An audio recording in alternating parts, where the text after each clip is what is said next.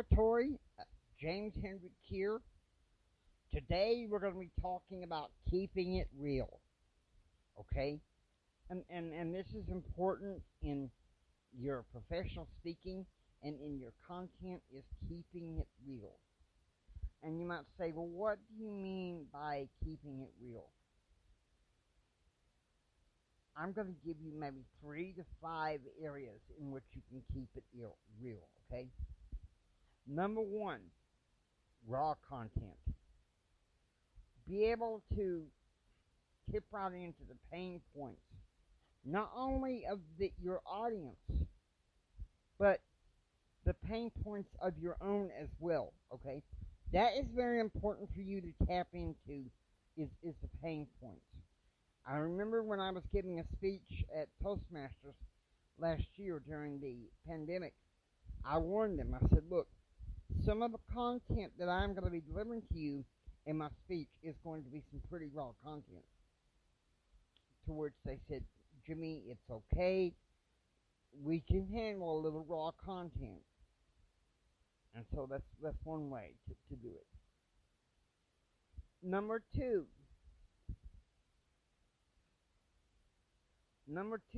is engage. You need to engage your audience. Let me go ahead and illustrate.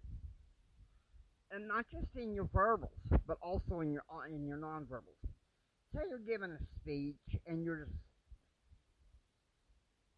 staying still. You're not doing anything.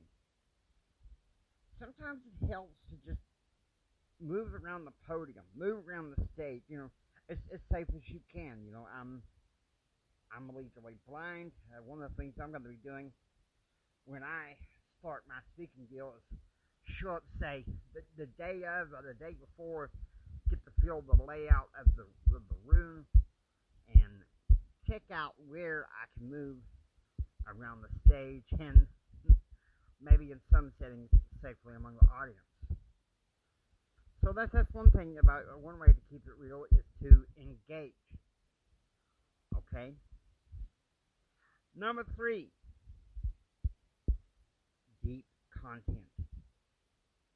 What I mean by deep content is, once again, the same as raw content in some ways. You are seeing your audience's pain points. Okay? You are seeing your audience's pain points, and you're willing to help them to go the rest of the way. You give them practical. 1, 2, 3 steps, okay? 1, 2, 3 steps in your content. Not a bunch of fluff. Not a bunch of fluff, but content that people can take and apply and just really make it and be on top. Number 4, deliver your message in a timely manner. If you're talking to the event planner and they say, hey, we need you to deliver a 20-minute speech or a 25-minute speech, this is where it's important you go within the parameters and you practice within the parameters of that time limit. You respect each other's time. Once again, like I said yesterday. So, once again, you're delivering in a timely manner in a way that everyone can understand. Number 5, and this is important, give the audience a takeaway and a challenge. If you want to be an effective speaker, you need to give them a takeaway and a challenge for them to be able to grow and learn. All right? Now, we're going to go ahead and have a session called Jimmy is In. And this is where I kind of give you a little bit of insight. Say you're struggling with your speaking career. Maybe you're just kind of half-hearted, You're just trying to be perfect, oh Lord, it's hard to be perfect.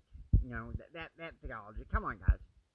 If you're going to go in your speaking dream, you need to go all in, okay?